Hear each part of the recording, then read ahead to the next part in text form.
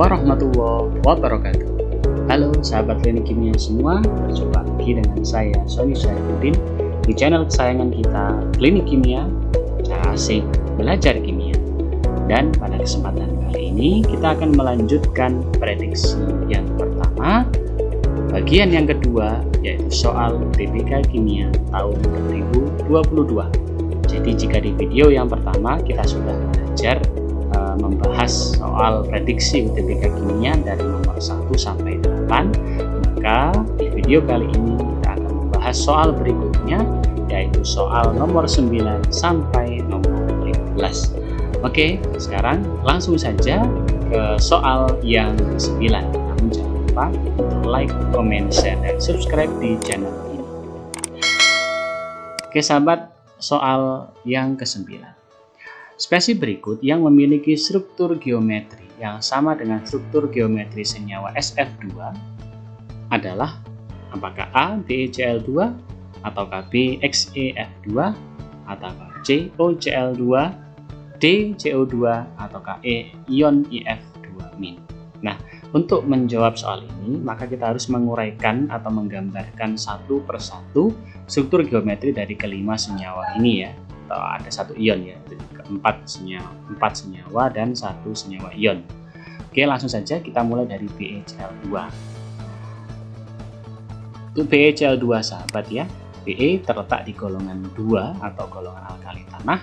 Maka jika kita gambar ya sahabat ya, maka berilium punya 2 elektron valensi, Cl termasuk golongan 7, B1, 2, 1, 2, 3, 4, 5, 6, yaitu 1, 2, 3, 4, 5, 6, 7. Kemudian Cl satunya juga ada 7 elektron valensi, 1, 2, 3, 4, 5, 6, 7.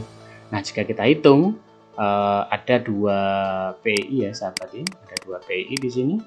Kemudian tidak ada PIB ya, atau 0 PIB. Maka rumus dari struktur geometrinya adalah AX2 ya.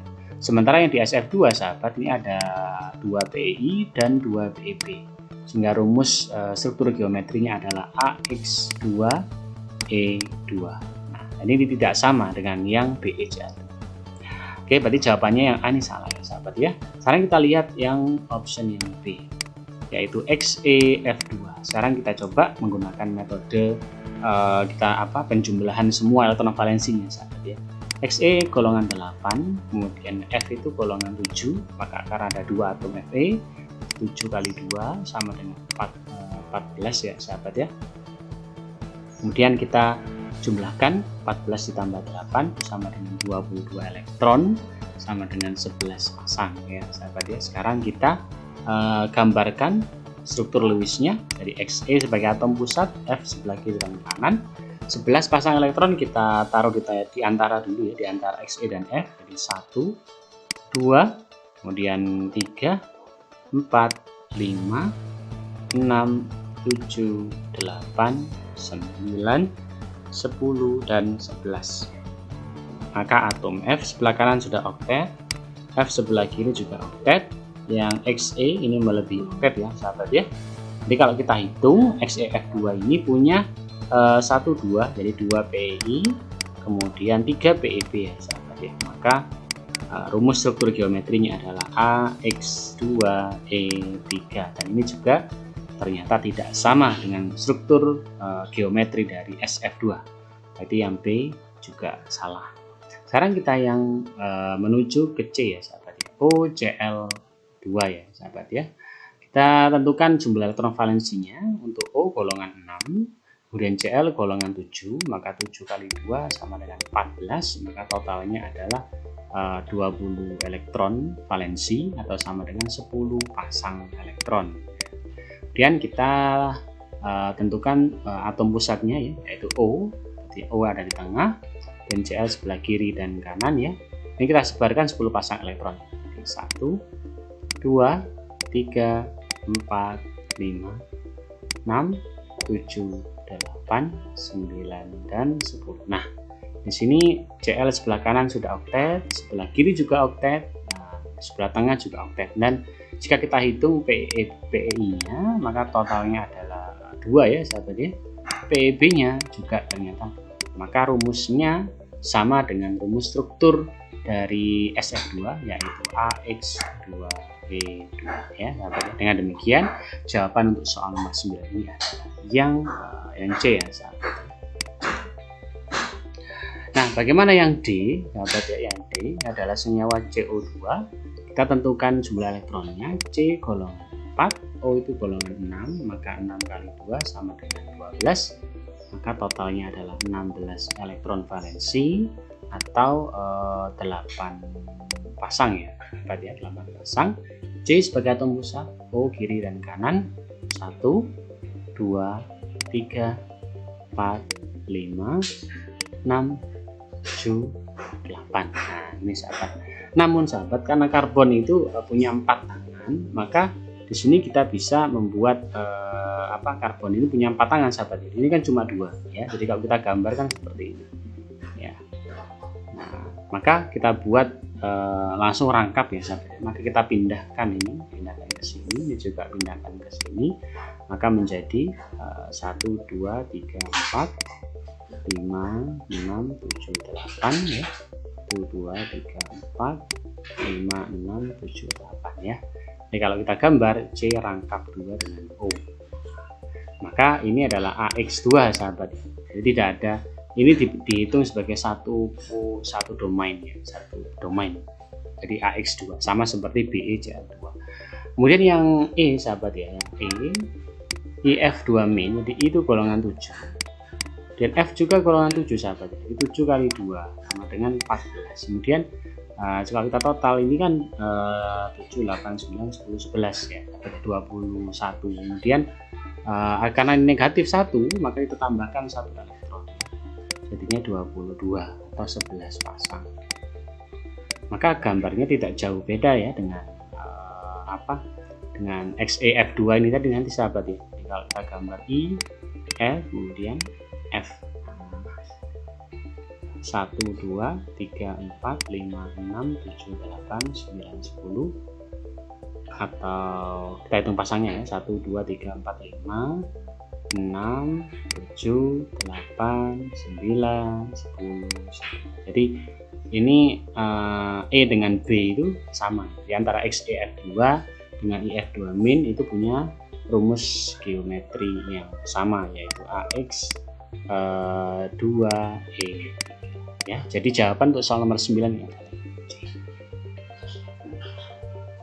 Sekarang sahabat kita lanjutkan ke soal nomor 10. Diketahui beberapa reaksi. Di sini ada SN ditambah 2Ag plus menjadi SN2 plus tambah 2Ag, Ag2 plus tambah SN menjadi SN2 plus ditambah Ag, SR ditambah Rb plus tidak bereaksi, Sn ditambah Sr2 plus tidak bereaksi, 2Ag plus ditambah Hg menjadi Hg2 plus dan 2Ag.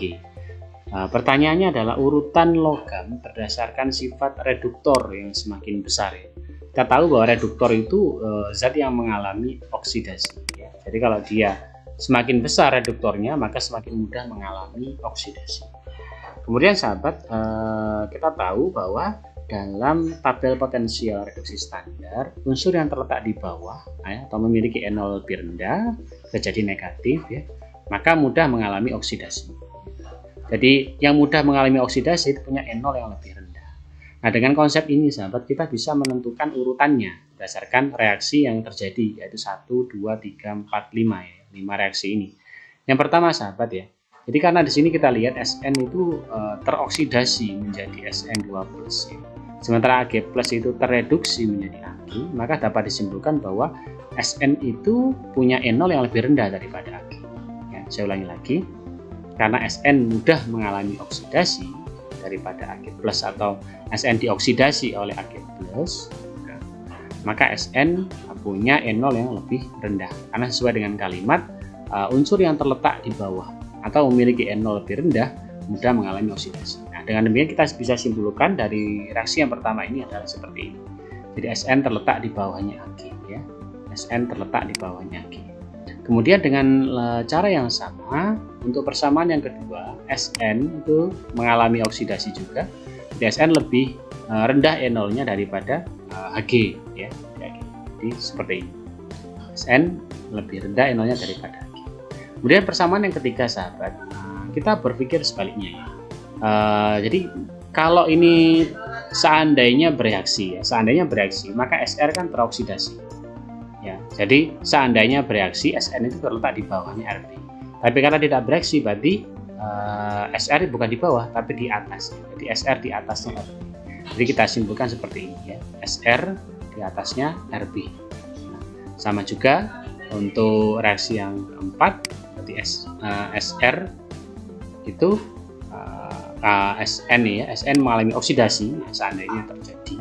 Karena tidak, maka dia di posisi atas ya, sahabat ya. Jadi kalau seandainya terjadi, dia posisinya ada di bawah. Tapi karena tidak bereaksi, maka SN ada di atas. Jadi SN di atasnya SN.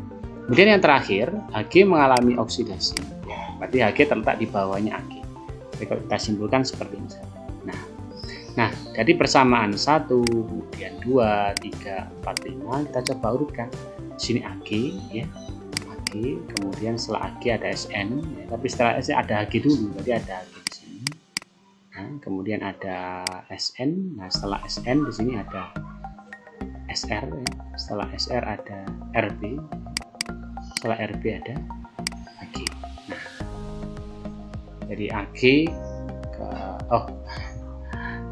maaf ya, tidak perlu ya. Jadi kelebihan Ag, kemudian Ag, kemudian Hg, kemudian Sn ya. Setelah Sn kemudian Sr, setelah Sr itu Rb. Ini udah cukup ya. Maka di sini NO-nya ini Pak tinggi ya, yang ini NO-nya tinggi. Jadi kalau kita gambar itu, kalau kita coba saya hapus dulu ya, saya hapus karena nanti keluar. Jadi seperti ini. Jadi sifat reduktor makin besar. Karena apa? Karena di sini semakin negatif, makin ke bawah. Ini negatif, ini semakin positif, semakin nambah nolnya. Kalau sini, tapi semakin berkurang. Karena di sini yang dicari adalah sifat reduktor yang semakin kuat. Berarti semakin besar atom atau unsur itu mudah mengalami oksidasi. Jadi yang paling mudah adalah Rb dan yang paling sulit itu adalah Ag. Dan demikian jawaban untuk soal nomor 10 ini adalah yang C ya. Baiklah, kita lanjutkan ke soal nomor 11. Diberikan diagram PT air. Garis X menyatakan tekanan udara luar ya, tekanan udara luar di bawah 1 atm. Ini garisnya. Pernyataan yang benar untuk air pada garis X, apakah A titik air di atas 100 derajat, titik beku air di bawah 0 derajat, air lebih lambat mendidih, air lebih cepat membeku, ataukah air tidak mungkin mendidih. Nah, kalau kita analisa sahabat ya, di sini adalah titik-titik air, titik-titik air pada kurva normal ya di sini. Ya, ini kurva normalnya. Kurva normalnya ini sahabat ya. Diagram PT air. Di sini titik-titiknya adalah 100 derajat Celcius. Nah, kemudian titik bekunya air adalah di sini. Jadi kalau titik bekunya adalah 0 derajat Celcius. Nah, kalau kita lihat di garis X ini, maka titik-titiknya bukan 100 lagi, tapi di bawah 100. Titik bekunya di bawah 100. Kurang dari 100 derajat Celcius. Titik-titiknya kurang dari 100 derajat Celcius. Kemudian, ketika di sini, ini ya sahabat ya, maka ini juga pun masih kurang. Kalau 0 ya, kalau 0. Di sini kan 0 derajat Celcius. Sementara kalau di X berarti dia agak lebih tinggi. Maka titik bekunya itu di atas 0. Kalau titik triple air itu kan 4 derajat rata ya, 4 derajat. Maka titik bekunya air pada kondisi X ini dia lebih tinggi daripada 0 derajat. Jadi kalau kita analisis yang pertama, titik didih di atas 100 derajat jelas salah ya, karena titik didihnya di bawah 0 derajat. Titik beku air di bawah 0 derajat juga salah. Karena titik bekunya itu di atas 0 derajat tapi kurang dari 4 derajat. Ya, di atas 0 derajat tapi kurang dari 4 derajat. Ada titik triple. Air lebih lambat mendidih, tidak. Ya, karena titik didihnya lebih rendah, seharusnya lebih cepat mendidih. Air lebih cepat membeku, benar. Ya, karena di sini air seharusnya membeku pada suhu 0, ternyata tidak. Tapi air membeku pada suhu di antara 0 sampai 4. Jadi lebih cepat membeku. Air tidak mungkin mendidih, jelas salah. Nah, maka jawaban untuk nomor 11 ini sahabat adalah yang D, yaitu air lebih cepat membeku. Nah, berikutnya sahabat kita ke soal nomor 11. Sejumlah arus dilewatkan melalui dua sel elektrolisis yang dihubungkan seri. Sel elektrolisis yang pertama mengandung Na2SO4, sedangkan sel elektrolisis yang kedua mengandung CaNO3 kali. Perbandingan volume gas hidrogen yang dihasilkan pada elektrolisis pertama dan kedua berturut-turut adalah, nah, kita tuliskan reaksinya sahabat ya. Untuk Na2SO4, 2Na plus tambah SO4 min. Nah, K sama dengan 2O, ya, 2 elektron, H2 tambah 2O min. Sementara di anoda yang teroksidasi adalah H2O juga, karena ini adalah ion sisa asam oksid. Sedangkan katoda ini adalah H2O karena adalah ion logam golongan 1A, ini ion sisa asam oksida ya. Di sini kita lihat bahwa di katoda menghasilkan gas hidrogen. Di larutan yang lain CaNO3 2 kali yang diuraikan menjadi Ca2+ dan NO3-. Yang terjadi juga sama ya. Jadi katoda tereduksi, katoda tereduksi di mana H2O menerima 2 elektron menghasilkan hidrogen juga. Kemudian yang di anoda sama ya, ini juga ion sisa asam oksid, maka yang teroksidasi adalah H2O menghasilkan H+ tambah O2 tambah 4. Jadi Na+ ini tidak tereduksi karena dia ion golongan 1A. Ca2+ pun juga sama karena dia adalah ion golongan 2A. Jadi kalau kita ingat aturannya bahwa ion golongan 1A, 2A, kemudian Al, Mn itu kalau dalam fase larutan atau dalam bentuk larutan yang tereduksi itu adalah. Nah, kalau kita lihat persamaan yang ada di katoda ini sahabat, maka sebenarnya jumlah gas hidrogen yang dihasilkan itu sama ya. Di H2 ini juga H2 karena arus listrik yang digunakan itu adalah sama, itu dihubungkan secara seri. Jadi jawabannya adalah yang ini. Nah, berikutnya sahabat, nomor 13, senyawa hasil hidrolisis suatu makromolekul mempunyai sifat tidak larut dalam air, bereaksi dengan natrium hidroksida, dan jika direaksikan dengan metanol atau etanol dapat menghasilkan biodiesel atau merupakan suatu ester. Senyawa hasil hidrolisis tersebut adalah apakah A. trigliserida, B. asam lemak, C. polisakarida, D. asam laktat, atau E. asam nukleat. Nah, di sini sahabat ada beberapa sifat ya, tidak larut dalam air, bereaksi dengan NaOH dan dengan alkohol menghasilkan ester. Kalau dengan alkohol dengan alkohol menghasilkan ester, maka ini terjadi reaksi esterifikasi ya. Maka reaksi yang dimaksud itu adalah asam karboksilat. Karena kita tahu bahwa jika alkohol atau RUH ditambah asam karboksilat, R aksen COOH, maka akan menjadi R aksen COOR ditambah 2O. Nah, seperti ini. Jadi alkohol tambah asam karboksilat akan menghasilkan ester. Karena di sini direaksikan dengan metanol menghasilkan ester, ini terpenuhi, maka senyawa yang dimaksud itu adalah asam. Ya, senyawa ini adalah asam hidroksilat. Nah, sekarang pertanyaannya asam apa? Jadi kita lihat ini ada B, D, sama E. Karena ini bereaksi dengan natrium hidroksida, menunjukkan dia sifatnya asam, dan jika dengan metanol menghasilkan biodiesel, ya, biodiesel, maka yang cocok ini adalah asam lemak. Ya. Karena asam laktat itu juga sulit dipakai untuk menghasilkan biodiesel. Nukleat pun juga sama, karena nukleat itu adalah penyusun dari DNA. Ya. Maka jawabannya untuk soal nomor 13 ini adalah yang B ya sahabat, yaitu asam lemak. Jadi ini penjelasannya sahabat. Nah, ya, jadi biodiesel dapat dibuat melalui transesterifikasi asam lemak. Asam lemak dari minyak nabati direaksikan dengan alkohol akan menghasilkan ester. Oke, berikutnya sahabat nomor 14. Perhatikan diagram berikut ini. Di sini ada siklus Born-Haber untuk 1 mol NaCl. Besar harga afinitas elektron klorin adalah, ini mohon maaf karena agak kurang jelas ya sahabat ya. Tapi di sini perlu diketahui bagaimana proses terbentuknya kristal NaCl ya sahabat. Jadi yang pertama, Na dalam bentuk solid ya, padatan natrium, kemudian setengah Cl2 dalam posisi gas. ya, setengah Cl2 dalam posisi gas. Kemudian di sini sahabat, natrium berubah ya, berubah menjadi Na gas. Natrium gas itu fasenya udah berubah, natrium gas. Tambah setengah Cl2, maka delta H-nya adalah 122. Nah, perlu kalian ketahui bahwa pada saat perubahan dari Na solid menjadi gas, delta H yang dibutuhkan 107 kJ. Ya. Kemudian dari yang nomor 2 ke yang 3, di sini kita lihat di sini setengah Cl2 berubah menjadi Cl, maka terjadi reaksi namanya atomisasi. Maka di sini delta H2 adalah atomisasi. Kemudian dari yang ketiga sahabat ya, Na berubah menjadi Na+. Ya. Jadi dia sudah melepas ion. Karena melepas ion ya, maka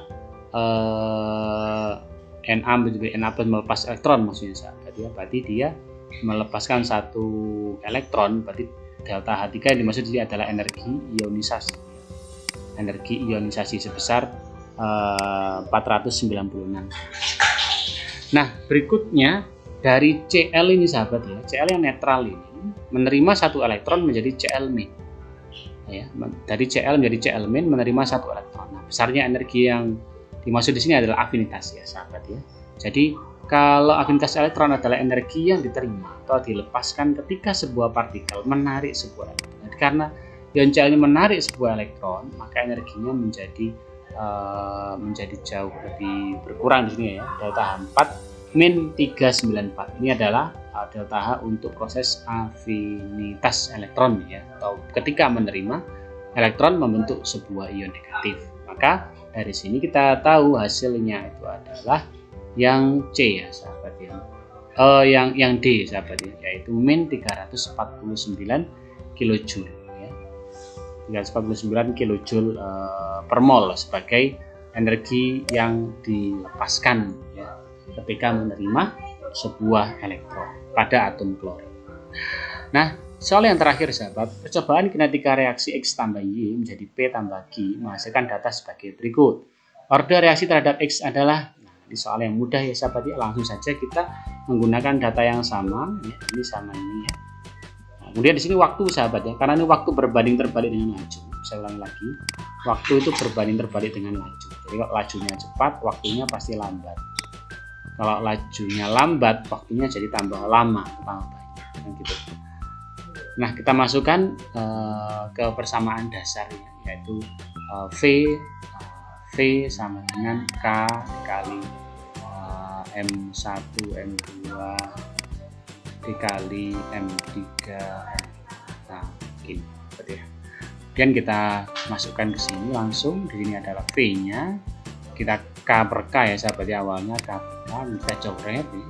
Maka data yang awal adalah 0,4 per 0,8 pangkat M, 0,01 0,0 pangkat M. Ini saya lupa pangkatnya sahabat ya. Kemudian kita coret, ini datanya sama, maka 4 per 8 sama dengan setengah pangkat M ya, setengah pangkat M sama dengan setengah, maka M sama dengan 1 ya. Maka jawaban untuk soal nomor 15 ini adalah yang C ya, yaitu 1. Jadi kalau sahabat nanti ketemu dengan soal yang tipe seperti ini, di mana ada salah satu reagen atau reaktan itu tidak mempengaruhi ya, tidak mempengaruhi laju walaupun dia diubah-ubah dan sebagainya, maka Y ini termasuk senyawa yang tidak berpengaruh ya, atau ordernya adalah 0 ya. Sekali lagi, tidak mempengaruhi laju reaksi. Oke sahabat, itu yang bisa saya sampaikan pada kesempatan kali ini untuk prediksi yang pertama bagian yang kedua, yaitu soal UTBK Kimia tahun 2022. Dan kita sudah bahas dari nomor 9 sampai nomor 15 di bagian kedua, dan di video pertama kita juga sudah membahas nomor 1 sampai 8. Dan sebelum diakhiri, jangan lupa like, comment, share, dan subscribe untuk berlangganan tentang video-video kami yang terbaru, dan ikuti karena nanti juga ada prediksi yang kedua yang berikutnya ya. Saya harap kalian tetap semangat untuk mengikuti perkembangan dari channel ini, sering belajar soal-soal kimia, materi-materi kimia dan sebagainya, dan saya doakan semoga kalian sukses ya, diterima di perguruan tinggi negeri favorit kalian masing-masing. Terima kasih.